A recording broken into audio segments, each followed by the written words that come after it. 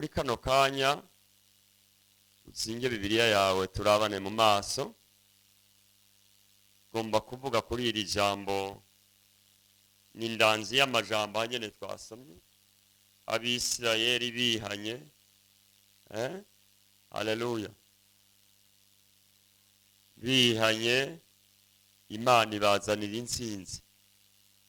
Kwihana niko kuzana intsinzi. Umugisha wose w'umukristo uhagaze kuko atandukana n'icyaha.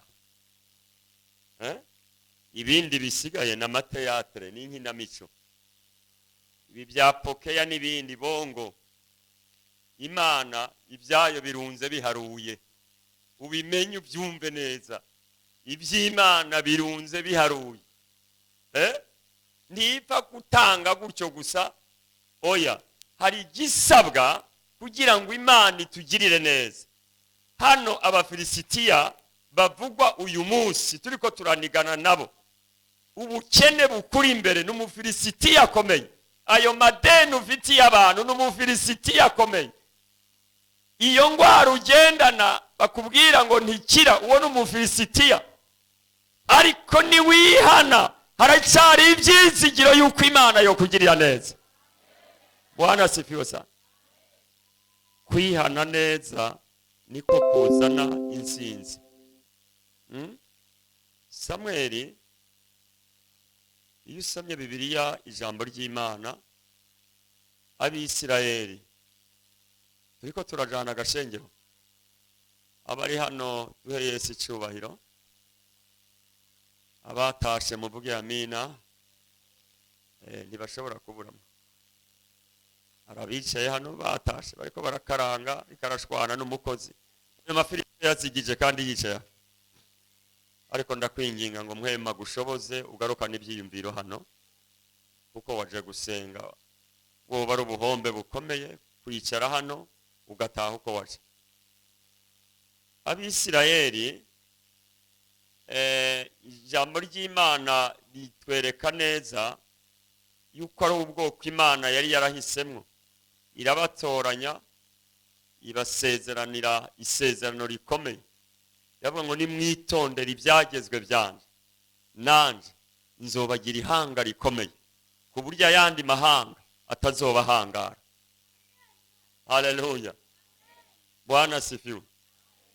Binjira muri Kanani, bahaguruka muri Egiputa, Imana hari ijambo yabatekereye, irababwira ngo mugiye kwinjira igihugu cyiza cyimbuka, gitembamwe amata n'ubuki, cyuzuyemwe amazu meza meza, mwebwe mutubatse, nirukanye beneyo, ngiye kuyabinjiza. Hari imirima ireze, mugiye kwimbura ibyo mutarimo, ariko nimwashika mukaryayo mugahimba, ntimuze mwibagira izina ryanjye. Ngo ariko abo bantu, Bibiliya iravuga ngo Imana iharekera amahanga atanu, ngo kandi iyareka n'ibigirankana. Murumva iryo jambo, ibikora n'ibigirankana. Aya mahanga atanu y'Abahiwi n'Abayebusi n'abandi, ngo iyareka n'ibigirankana, babana nabo. Haleluya. Hari ikindi kintu Imana ikurekera kugira ngo kizoze kirakugarukana mu Mana. Ikakireka n'ibigirankana, kuko izi ngo umunsi yo gukiza iyo ndwara gusubira kukubona byogorana, ikakureka. Ariko kidashobora kukwica, ariko kikaba kikugarukana mu Mana. Usome Bibiliya neza. Umunsi umukozi w'Imana Pawulo aje Damasiko, iriya mishwarara y'izuba yamukubise akagwa hasi, ijisho rimwe ryaramenetse, ntiryasubiye gukira. Ngo yagenda avuga ubutumwa aririra, yagenda na mushwara yihanagura, hanagura ijisho. Aravuga ngo nasenze kenshi ngo Imana ngo ingize iki gishakwe, ngo ariko irambwira ngo ubuntu bwanje buraguhagije. Iramureka. Kuko ikibabaje Imana n'ubugingo bwacu. Aya maso y'umubiri naho yomeneka yose, ariko umutima wawe ukamatana n'Imana. Haleluya. Yesu ashimwe cyane. Iramureka kugira ngo icyo gishakwe kize kiramugarukana, yibuke. Imana muri kino gitondo igukura Abafilisitiya baguhagaze imbere. Uwo Mufilisitiya w'ideni ndavuga ngo akuve imbere mu izina rya Yesu. uwo mufilisitiya wo gupanga akuva imbere mu izina rya Yesu. Umufilisitiya aguhagaze imbere wese w'amajambo w'urwango mu muryango iyo wagiye kubaka.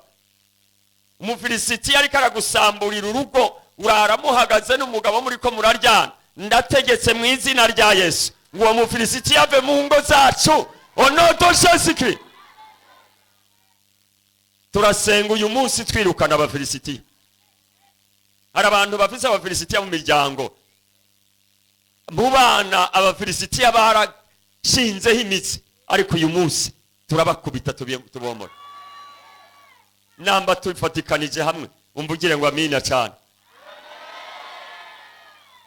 Bwana asifiwe sana. Uko nyene uhagurutse gutangisha ikanwa, Imana igushigikire ikwirukane n'abafilisitiya mu izina rya Yesu Kristo. Samweli abwira ubwoko bw'Imana, ababwira ngo inzira ni imwe. Bari bagiye gutera Ramoti Gileyadi, gisagara gikomeye cyane. Abafilisitiya bagiye babatera kenshi kandi bakabanesha, kubera ko bari babanje kubatwara isanduku ry'isezerano. Reka mvuge gatoya ku isanduku ry'isezerano. Allo, haleluya. Mu isanduku ry'isezerano Imana yari yaravuze ngo ndihaze hagira umuntu w'umupagani atakebwe ayikorako. Urabona kuyikorako gutya cyarazi isanduku y'isezerano. Mwibuke igihe Yoshua bajabuka ikiyaga, Bwana asifiwe sana, bahari ya Shamu. Igihe bajabuka Yoshua yabwiwe, murabe systeme y'intambara Imana ntiyamigwana kwa kundi. Ivana Mose muri Egiputa n'Abanyisirayeli, yamubwiye ageze ku kiyaga gitukura, iramubwira ngo hagarara. Ugire gute? Hagarara. Inyuma hari ingabo za Isirayeli zibasugereje. Iramubwira ngo wihagararire, muraba agakiza, abwira abo Banyisirayeli, muraba agakiza uyu munsi ndi bubazanire. Imbwira ngo icufise mu kuboko iyo nkoni irambura hehe? Ku kiyaga. Akirambura ubwo nyene ikiyaga habonekamwo otorute, ibarabara maheru, ngo barajabuka n'ibyabo byose. Bwana sifi. Ariko igeze kuri Yoshua, igihe yajabukana ubwoko bw'Imana bambuka baja Igirugari, ngo ariho Imana yabakuriye ko agasuzuguriro. Imana igukure ko agasuzuguro kose bantu bagucengereye, kandi ndasenga Imana ngo Imana izodukure ko agakengerwe abansi bacu bakiriho aribo bazojana amakuru. Babandi bakuvuze bakiriho batarapfa, babandi babonye wambara agatenge kamwe baze babibone, nawe uja kugara ivarizi ukarinda guhamagara abantu ukayikubita kwivi ngo mfasha twugare bana kubera impuzu nyinshi. Imana ikwambike.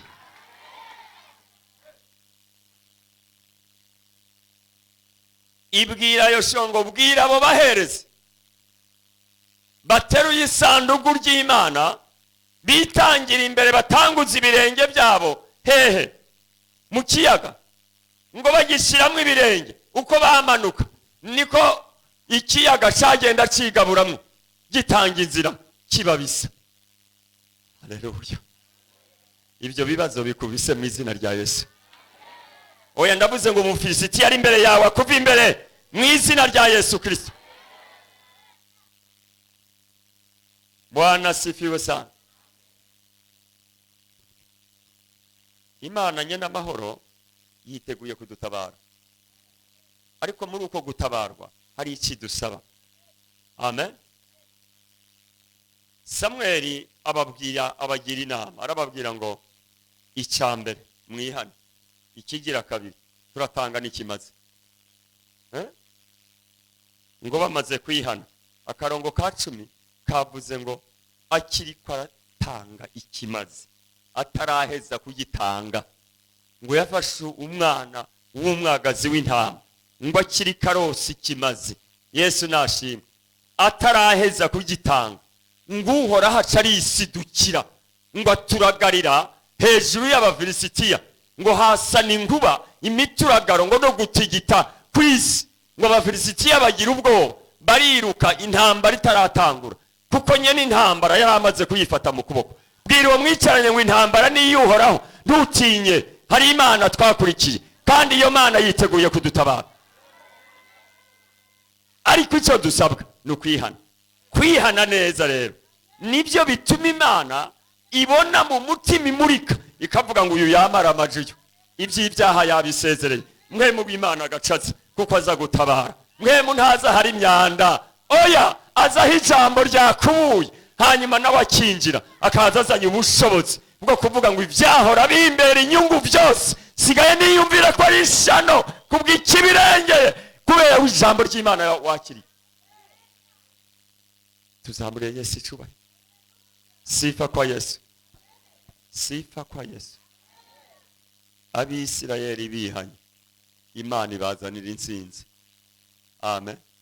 Murumva akamaro ko kwihana neza. Kandi kwihana nta muntu ahora aje inama n'ubundi ngo tugende kwihana. Oya, umuntu aje inama n'umutima wiwe, kuko umutima ni cyabona Imana yadushizemo tugendana. Iyo dukora ibyaha umutima tuba turi kumwe. Narababwiye ngo ni ibintu bitatu bigize umuntu. Umuntu agizwe n'impwemu, niki n'umushaha, niki n'umubiri. Ibintu ibi bitatu rero narigeze kubabaza ikibazo n'ubu musubire ndakibaza. Ibi bitatu byose bikorera icyaha rimwe. Ndabajije ishengero, ibi bintu bitatu bigize umuntu byose niko bikorera icyaha rimwe. Igikora icyaha ni iki? Ndibuka ko nabyigishije hano mu ndabe. Iyo haje ikibazo abantu baraba hasi, oya nta manota nza gutanga, turiko turakarishanya. Haleluya. Ibi bintu bitatu, impwemu, umushaha, umubiri, byose bikorera icyaha rimwe. Igicumura ni iki?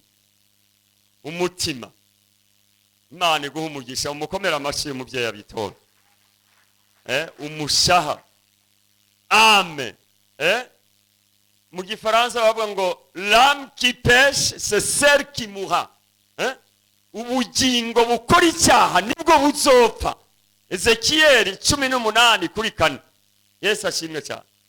Noneho Imana yabonye inzira nziza yo gukira k'umuntu, nuko ubwiwe yatuza akanwa kiwe akizera Kristo nk'umwami n'umukiza. Atababyeyi babigusunikiyemo, ariko usunitswe n'umutima ukubwira ngo ibirimwo ni wabigumamwo, igikurikirana urupfu. Amen. Ntabwo twihana kugira ngo dushimisha abantu, oya twihana kugira ngo tunezereze uwadukoye, ni Kristo Yesu. Mwene data yabivuze, ntabwo twebwe mu bukwe buriya turindiriye bw'umwagazi w'intama, ntabwo tuzoba turabatumire, ni twebwe bene ubukwe. Kristo azoba ari we mukwe, natwe turabageni. Pawulo agiye mu iyerekwa ngo acabona ngo tumeze nk'inkumi zisonza amabere. Haleluya.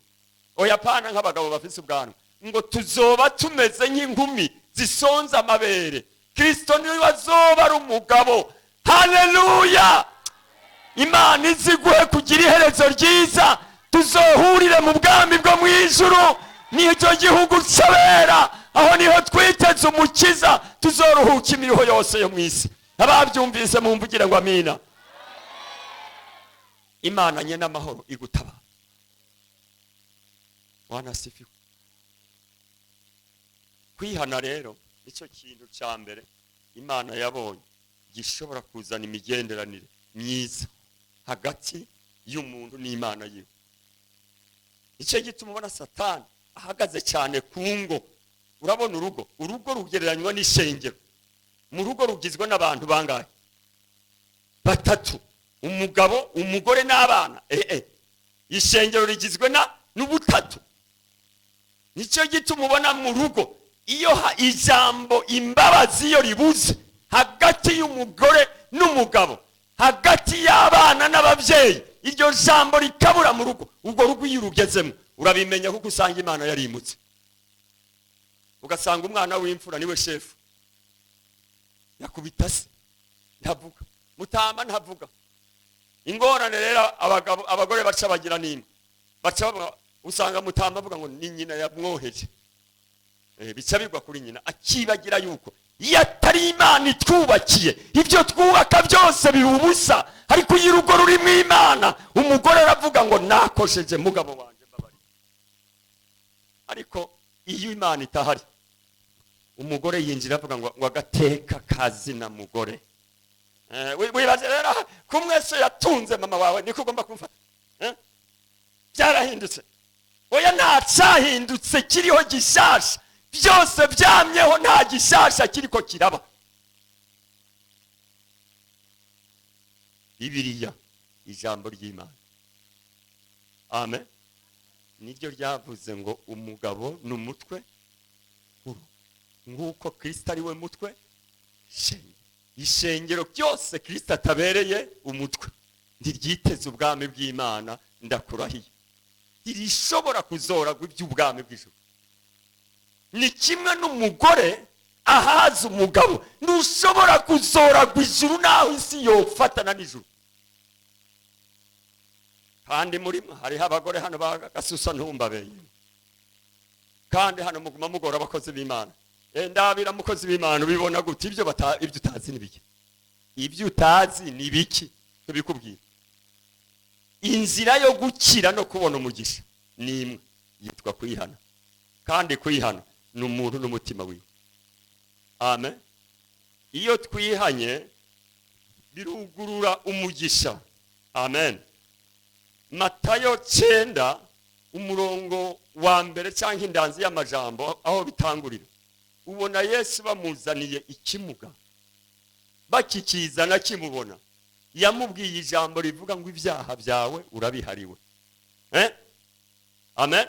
Ahera ku bugingo, ahejeje gukiza ubugingo akiza n'umubiri. Ikihutirwa Imana igushaka ko nuko izina ryawe ryandikwa mu gitabo cy'ubugingo. Iryo naryo ryandikwa ryari? N'igihe umuntu yihanye ibyaha.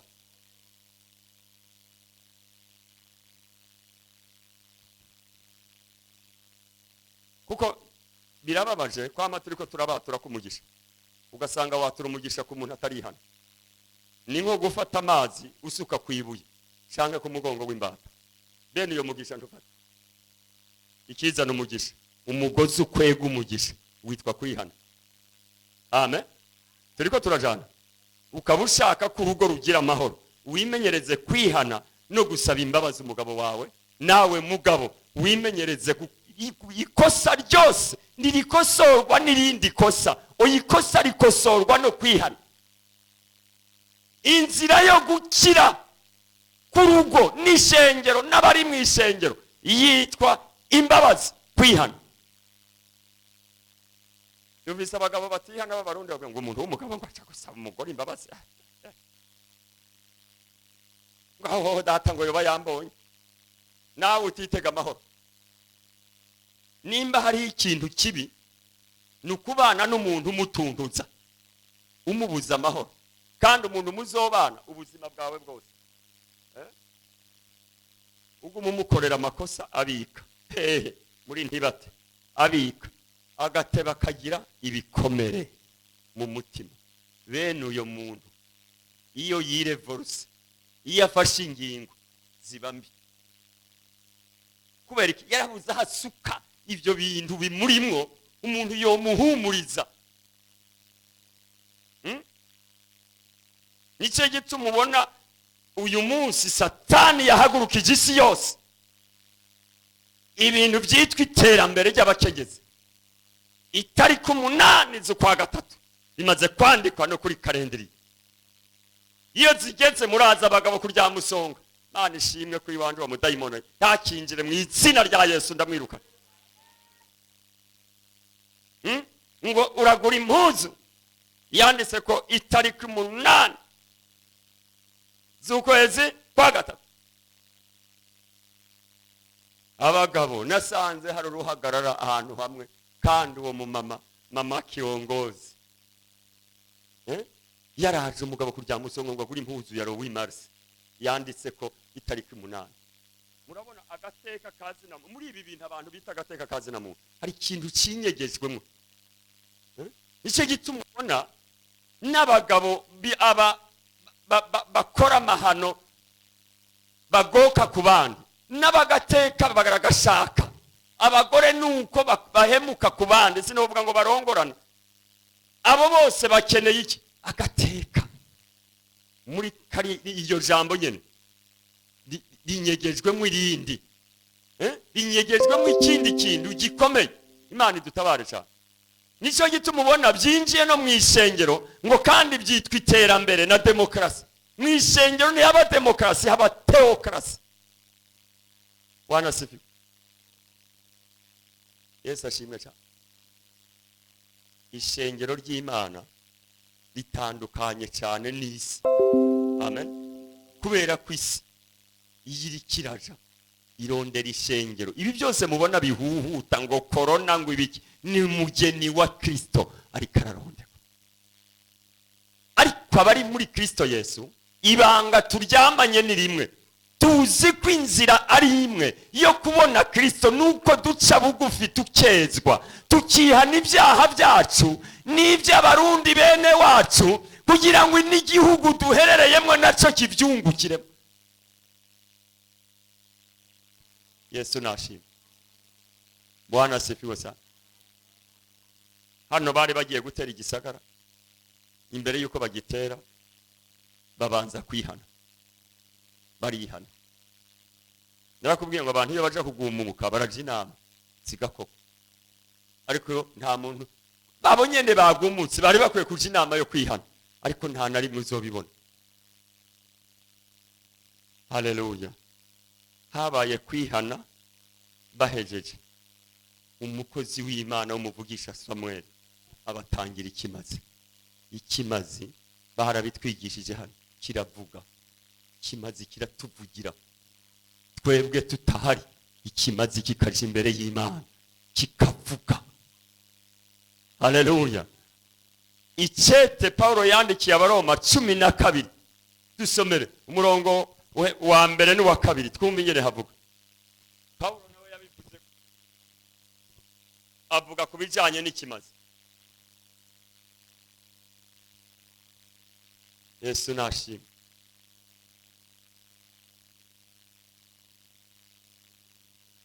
Ego.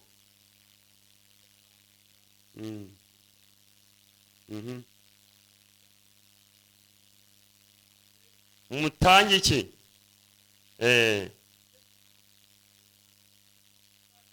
Ego.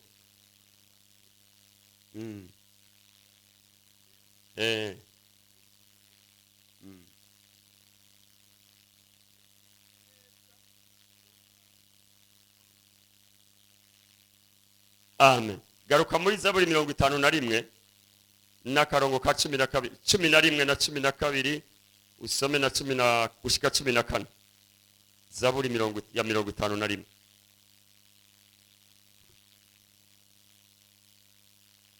Inzira nimwe yo gukira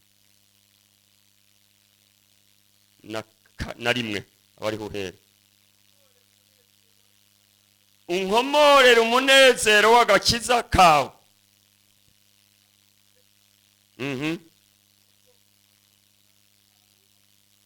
Niho nzokwigisha inzira yawe abagira gute? Abacumura.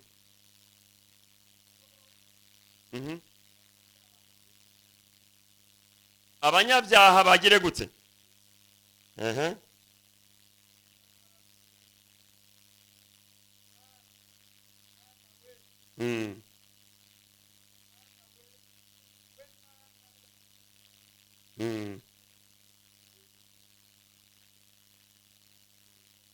Gomba wigerezaho Yesu aguha umugisha.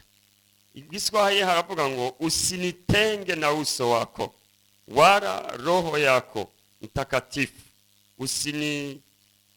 usiniondolee, usinirudishe furaha ya wokovu wako, unitegemeze kwa roho ya wepesi. Nitawafundisha wakosaji njia zako, na wenye dhambi watarejea kwako. amen. Uyu ni umukozi w'Imana Dawidi yavuze aya majambo. Bwana sifiwe. Icyatumye Imana idushiraho ni ukugira ngo abanyabyaha nibatubonamo umutima uciye bugufi wo kwihana no gusaba imbabazi. Ubu Kristo agakiza mbega niki? Kandi narabyigishije hano.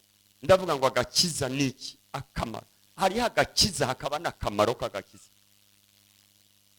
Narabahaye akarorero kamwe.